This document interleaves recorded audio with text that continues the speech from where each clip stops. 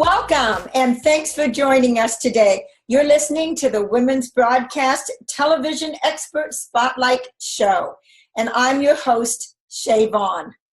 WBTN is the all-women's internet television station with content that is created by women and for women. And we are so glad to be here today. Our WBTVN Expert Spotlight person is with us, and let me just tell you a little bit about her. Angela McClain. As an editor, Angela is a communications professional who assists writers with writing tasks. Angela is an experienced editor, writer with thorough knowledge of grammar, composition, and other fields related to the written word. Angela works as a freelance contractor who assists writers with the creation and comprehension of the written material. Angela, thank you so much for being with us today. Hi, thank you for welcoming to WBTVN. Thank you. Hi, everyone. You're more than welcome. And tell me a little bit about yourself as a child growing up. What was that like? And what were some of the bumps and accomplishments that you've made?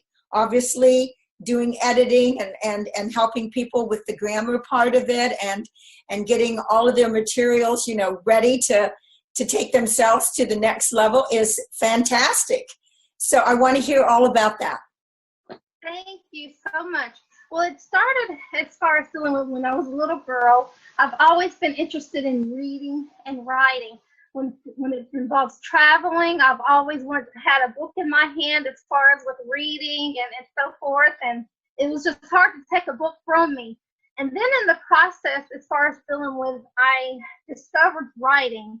I entered writing contests when I was in school and in grade school, and I ended up winning contests just for my writing ability. And I've always been intrigued by the process of reading and writing. And also, too, it brought to the point where I started to have opportunities to become published at a young age. But unfortunately, what happened, the lady who opened that door for me, she passed away from an accident. But then moving toward the process, it just really, evolved into become into reading and into writing. So you've always had a passion as a young child as far as writing itself is concerned. And is this, when you talk about writings, are you talking about writing stories, poetry, all of those things? What is it that you feel, most inspired about? Writing stories. And which brings me to this present day as far as dealing with writing stories, but also, too, I'm really getting into writing a lot of inspirational stories. And that's what I like, dealing with inspiring others, encouraging people, and in various forms of my writing. Mm-hmm. And so do you set time aside every day? Did you ever get your book, published? Those are the kinds of questions that I think I would like to hear, and I think the audience would too.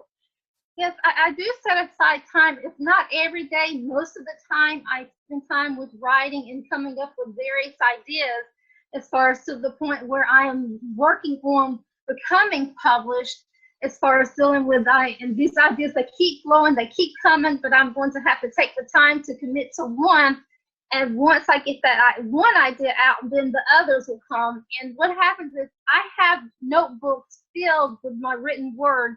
I just need to set aside some time to actually produce them to the point into a written book form. So how do you help? Do you have clients that you help? Yes, I do. And that comes back to editing as far as I do help writers to edit. What happens is I actually help them to the point, progress with their writing presentation. I help authors and I help aspiring authors get their book presented out there with errors that without having the errors for the presentation when it comes to writing and for producing a book. Right. Well, being an author, I can appreciate that because sometimes the writer has a great story to tell, and some of them are pretty good at just, writing it, but the grammar and some of the other things, the editing, as you call it, that needs to be corrected so that it's perfect and can be read properly, because how you read something, if that comma is there or not, makes a big difference in what the message is that you're trying to get across. And so you really are the expert on taking that material, taking a book that somebody's written or whatever it happens to be before it gets published and actually making the corrections in it. Yes, you're absolutely right. And I really enjoy it too. I just really enjoy helping writers to fulfill their goals and dreams of becoming a published author. Right. And so you're working on becoming a published author and editing your own work. So as your book that you're thinking about doing, what's the inspirational side of that, and what's part of the story that you're working on currently to get it down and get it published? Okay. Well, what I started first as far as dealing with inspirational quotes. That's what I really enjoy, as far as what I enjoy inspiring others with my written words. And I look forward to really posting inspiring information out there to be able to encourage someone who needs that encouragement. And I love that. But the encouragement, give me the words that you're talking about that you think are inspiring, and what you would be putting out there to really help someone. Like transformations are really important in people's lives, different chapters because of their kids growing up and going off to school, or just having a brand new baby, and that chapter changes dramatically. Or, maybe the crossroads in someone's life as far as, hey, I've been doing this for a long time, but it's not really what my passion is. I've always wanted to do something else. And so they make that transition, and now they want to write about it to tell other people about you can get excited about it, but there's a lot of work that goes into it. And so I think it's really important to let people know the struggles and the bumps, and how you overcome those kinds of things to get to where you want to be. Yes. Well, an example of that would be, using an example, for instance, when faced with various obstacles in life, know that you have someone to rely on, whether it's a friend or family member who can really encourage you. And most importantly, rely on God and His encouragement, His encouraging word. And that's an example of what I use as far as. I love that. So what you're really saying to the world basically is that so many times people do feel alone, and that they do have someone to lean on. I do think that there are some people out there that don't have that, to be really honest with you. Maybe their parents have, already passed away. They didn't have any siblings. Maybe not a large family, so not a lot of cousins and, that kinds of things. And depending upon, if mom and dad moved around, their mom was a single mom, and all of those things bring in, things that we need to, be mindful of, but not make it so that we can't reach our goals and get to where we want to go. But I think that you're right. There's always someone, a good friend, someone that, you look up to as a mentor. And I think the other side of that is that unless we reach out for help and let people know that we need that, then it doesn't necessarily come knocking on our doors. We have to let people know what we want. It's no different than being married. And, saying to your spouse, I like chocolates more than I do, flowers, or vice versa, or whatever that communication happens to be. How are they going to know? They think they're doing something right. And a lot of people feel like they're doing the right thing by just kind of like backing off and allowing people to grow on their own. And if they need something to, let them know. So it's great to know that we're not alone. but it's also great to know that we need to ask for what we want, because it's not going to come our way if we don't, most of the time. And it's really good to always, bring our Creator and God into everything that we do, because you're absolutely right about that. We always have him to lean on, and he already has the plan for us to be successful. All we need to do is to keep our faith, and to keep positive, and to keep moving forward in the right way. So what's in your future that we should know about, and how would anyone get in contact with you if they would like to have something edited by you, or the grammar checked, or any of those kinds of things? Well, I am working on expanding my editing services. I'm working as far as dealing with planning different events and so forth to help writers, and to be able to really encourage them in their writing growth, because they lack that self-confidence as far as with getting started. That's one of the main questions I get is, where do I start, or how do I get started? And so I'm working on some ideas coming up to be able to help them progress in their writing career. Right.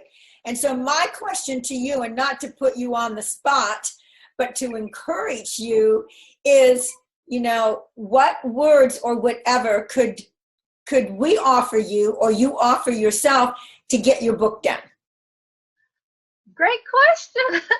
Wow, that is interesting. The shoemaker's daughter, you think about, and it's such a true story. We help so many people to accomplish the things that we should be accomplishing, that we really put ourselves last.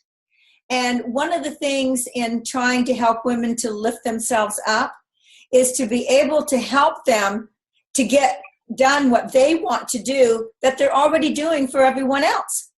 So I want to bring that up as far as, the shoemaker's daughter, okay? And you helping so many people that are finding it hard to get started, not only to get started, but starting it and stopping it, and, thinking about it or whatever, but mentally, they have to really be focused, and it has to be important to them. I mean, truly, truly important, not lip service.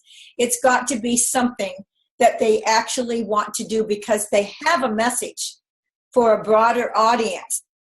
And if they can touch one heart and make a difference in their lives before they leave us on this earth, that's a miracle. That's a miracle. So you've got your miracle to make by getting your book done and getting that done.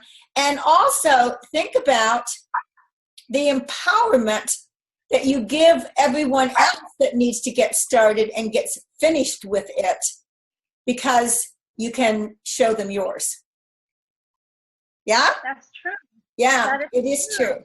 So I'm that girl that's going to say it, because I'm so much from the heart. I care so much. I think that it's wonderful what you're doing, but I want you to think about doing it for yourself, and I want you to move forward with it, because I think it's going to open up, a lot of opportunities for you that are going to be empowering and help you to get more clients all the time, because they can look at you as a mentor, that you've already done it. You had to take your own advice. And sometimes taking our own advice can be a little bit difficult. So is there a website that they can go on to hear you, to get in touch with you? Yes. My website is amediting it's amediting.webs.com/ under Angela McClain. And this, once again, amediting.webs.com. That is my website. And they probably could just pull up your name, Angela, Angela, and then it's capital MC, capital CLAIN. Yes. They can pull up your name on the internet, on Facebook or whatever, and be able to find her. I love that there's somebody out there that can help edit and whatever. We all need that really bad. So you're doing great things. I want to thank you from the bottom of my heart for being our guest today here on WBTN television, and you being our expert today, because I didn't even know that there were people that really dealt with grammar and editing, just those specific things, and it's really nice to know that you're there. I thank the audience for joining us. at WBTVN Expert Spotlight Show. And we highlight some of the world's most successful women. And if you're interested in being interviewed, please go to WBTVN.tv and fill out the form and let us know, and we'll get back to you. Until then, again, thank you, and we'll see you the next time.